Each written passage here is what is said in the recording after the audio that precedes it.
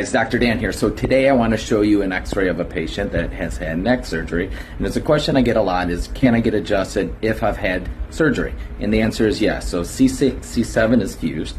Obviously we're not going to adjust that. I'm going to take my Arthrostim, which is a light force adjusting technique, and I'm going to keep these joints moving, keep the pressure off these nerves, keep this person out of pain, and keeping this nervous system functioning as best as it can. So yes, you can get adjusted if you've had surgery.